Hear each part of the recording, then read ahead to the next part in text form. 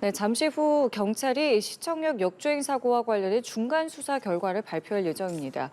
병원에서 입원 치료를 받고 있는 운전자는 여전히 급발진을 주장하고 있는데요. 경찰은 이번 주 중 두 번째 피의자 조사를 진행할 계획이기도 합니다. 네, 한편 경찰이 어제 해병대원 순직 사건에 대한 최종 수사 결과를 발표했는데요. 관련 내용들 김성수 변호사와 함께 이야기 나눠보겠습니다. 어서 오십시오. 안녕하세요. 네, 안녕하십니까. 먼저 시청역 참사 관련한 내용부터 짚어보도록 하겠습니다. 그 원인에 대해서 상당히 관심이 높은데 말씀드린 것처럼 이제 잠시 후에 경찰이 중간 조사 결과를 발표합니다. 저희도 현장을 연결해 보도록 할 텐데 지금까지의 조사는 어떻게 진행되고 있는지 짚어주시죠. 네, 우선은 7월 1일에 사고가 발생을 했습니다. 이 사고가 발생한 이후에 지금 현재 차량이라든지 이 차량 내 EDR 그리고 차량 내 블랙박스 그리고 또 주변 CCTV들 있지 않습니까? 이런 부분들은 지금 경찰에서 국과수 그리고 또 이 외부 전문기관을 통해서 이 사실관계를 파악하기 위한 감정을 실시를 하고 있다고 알려져 있고 그리고 이 운전 당시에 동승자가 있었습니다. 이 운전자의 아내가 동승자였는데 이 동승자에 대한 조사도 이루어졌다고 합니다. 그리고 또 다른 피해자 분들에 대해서도 지금 이 조사가 이루어져서 사실관계를 정리하고 있는 상황이라고 알려져 있고 그리고 추가적으로 또 뭐 주변 차량의 블랙박스라든지 이런 것들을 확보해서 사실관계를 조금 더 명확히 하기 위해서 이제 노력을 하고 있다 이렇게 알려져 있기 때문에 그런 부분들에 대해서도 어떠한 사실관계가 인정되는 그 근거가 될 수 있는지가 쟁점이 되는 그런 상황입니다. 그럼 오늘 이제 중간 수사 결과 잠시 뒤에 이제 발표를 하게 되잖아요. 그럼 여기서는 어떤 것들까지 좀 나올 수 있을 거라고 보십니까? 네, 우선은 이 국과수 결과 같은 경우에는 통상 1개월에서 2개월 정도가 소요가 될 것이기 때문에 이번에 뭐 굉장히 조금 사안이 중대하다 보니까는 빨리 진행을 한다고 하더라도 예. 오늘 브리핑에서 이 내용이 나오기는 어렵지 않을까 예상이 되고 만약에 나온다고 하더라도 일부 조금 시간이 빨리 이제 진행이 된 것들이 나오지 않을까 예상이 되는 상황입니다. 그리고 이게 최종 수사 결과 발표라든지 이런 발표가 아니라 현재까지의 진행 경과를 알리는 브리핑일 가능성이 높기 때문에 이제 2차 조사는 어떻게 진행한다든지 현재까지 확보된 사실관계가 어떠한 부분이 있다든지 이런 부분들에 대한 브리핑이 아닐까 예상이 됩니다. 예. 그리고 어제 어쨌든 경찰청 관계자가 정례 기자간담회에서 지금 사고를 낸 당사자의 갈비뼈가 지금 부러졌고 기흉이 있어서 당분간 퇴원이 안 된다고 하더라고요. 관련한 조사나 그런 부분들에 대해서는 어떻게 이루어지게 되는 겁니까? 예, 현재 지금 말씀하신 것처럼 갈비뼈라든지 지금 폐에 이제 피가 고여서 이 퇴원이 어려운 상태다라고 이야기가 나왔고 그렇기 때문에 7월 4일에 일단은 병원에서 1차 조사가 2시간가량 이어졌던 거거든요. 그리고 이 2시간이라는 시간 자체가 이 조사에 있어서는 굉장히 짧은 시간이라고 볼 수가 있는데 아마 당시에도 이 건강 상태를 고려해서 일단은 이 전체적인 사실관계를 파악하는 정도의 조사를 진행했던 것이 아닌가 생각이 됩니다. 그리고 이제 이번 주에 2차 조사가 진행이 될 예정이라고 하는데 이번 2차 조사에 있어서도 만약에 건강 상태가 계속해서 좋지 않다라고 한다면 긴 시간 조사를 하는 것은 나중에라도 이 진술 자체에 이 뭐 증거로서의 효력이라든지 이런 부분이 문제가 될 수가 있기 때문에 아마 경찰에서는 이 부분도 어느 정도 신중히 시간을 이제 검토를 해서 진행하지 않을까 생각이 됩니다. 그 보통 병원에 입원한 피의자의 조사 같은 경우에는 어떤 식으로 진행되는지도 궁금한데요. 예, 일단은 병원에서 피의자를 조사를 진행할 때도 결국에는 피의자 조서를 작성을 해야 되기 때문에 피의자에게 이제 질문을 하고 뭐 이런 혐의 사실에 대해서 질문을 하고 이에 대해서 답변을 들은 다음에 조서를 작성하는 형식으로 아마 진행이 되지 않을까 생각이 되는데 다만 지금 2시간가량 조사를 했다는 것 같은 네. 경우에는 조서까지 작성하는데 2시간이라는 시간은 굉장히 짧거든요. 그렇다 보니까는 이게 조서까지 작성을 하는 조사였는지 아니면 전체적인 사실관계 파악을 위한 이 참고용 보고 자료를 작성하기 위한 이런 사실관계 조사였는지 이 부분은 조금 달리 볼 수가 있기 때문에 어떠한 사실관계인지는 봐야 될 것 같습니다. 예.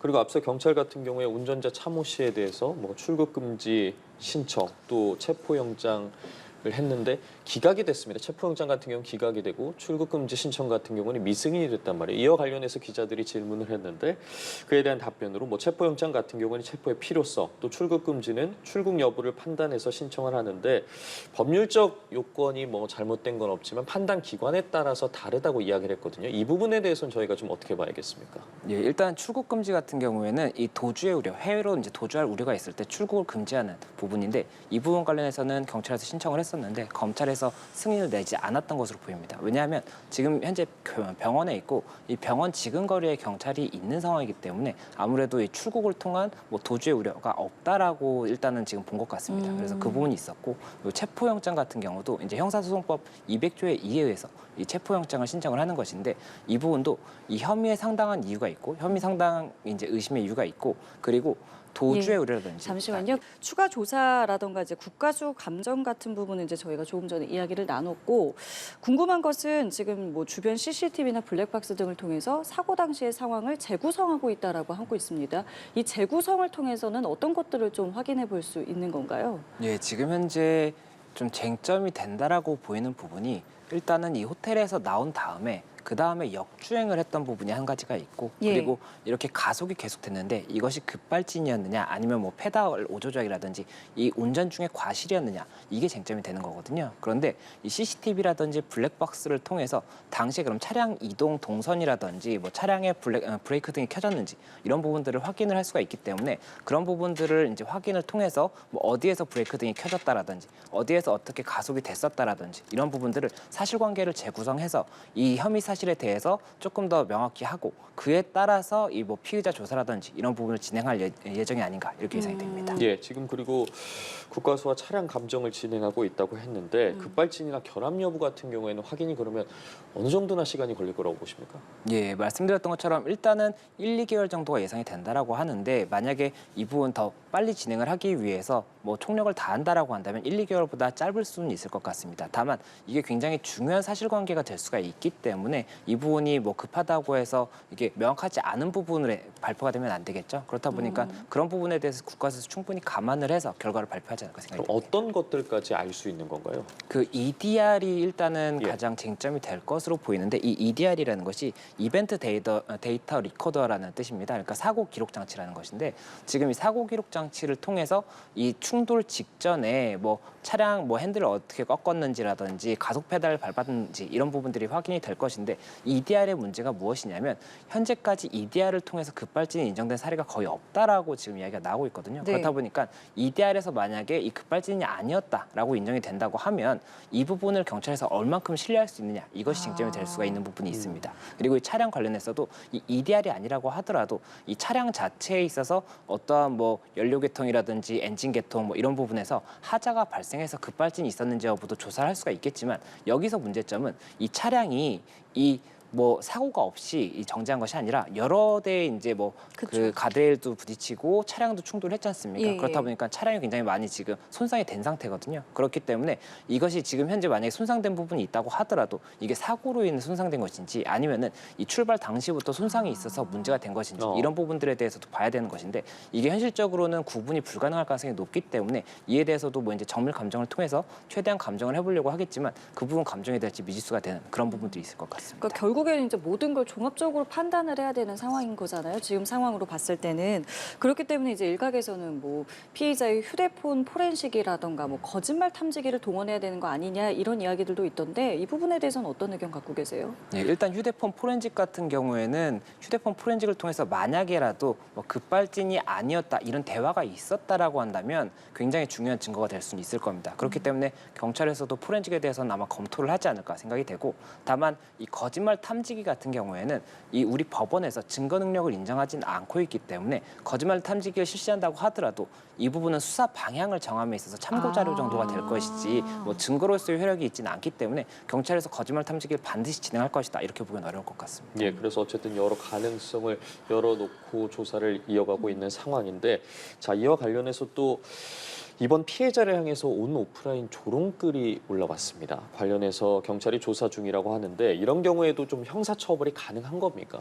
예, 일단 우리 형법에서는 308조에서 이 사자 명예훼손을 규정을 하고 있습니다. 그래서 이 떠나신 분들에 대해서 허위 사실을 적시해서 명예훼손을 하는 경우에는 2년 이하 징역이다 500만 원 이하의 벌금형을 규정을 하고 있거든요. 그렇다 보니까는 만약에 이 부분이 명예훼손에 이제 해당한다고 한다면 이 부분 징역형까지도 선고가 될 수 있는 그런 중죄라고 볼 수가 있습니다. 그리고 또 이 모욕 같은 경우에도 형법 311조에서 규정을 하고 있고 공연히 사람을 모욕한 경우에 징역 1년 이하 또는 200만 원 이하의 벌금형을 규정을 하고 있는데 이 모욕 같은 경우에는 이 떠나신 분들에 대해서 성립하는 것은 아니고 지금 현재 뭐 다른 피해자분들도 있을 수가 있지 않습니까? 예. 그럼 그런 분들에 대해서 모욕하는 경우에는 또 이 모욕죄도 처벌이 가능하기 때문에 이 부분도 굉장히 조금 중히 처벌될 수 있다 이렇게 말씀드릴 수 있을 것 이 같습니다. 과거에도 이제 참사들이 참 여러 사례들이 좀 있지 않았겠습니까? 당시에도 그럼 이런 어떤 이제 모욕적인 글들을 올렸을 때 유죄 판결을 받은 사례가 있다는 말씀이신 거죠? 예, 맞습니다. 과거에도 말씀하셨던 것처럼 여러 참사가 있었고 그때 당시에도 뭐 이런 모욕적인 글이라든지 명예훼손을 하는 글이 있었습니다. 예. 그리고 이에 대해서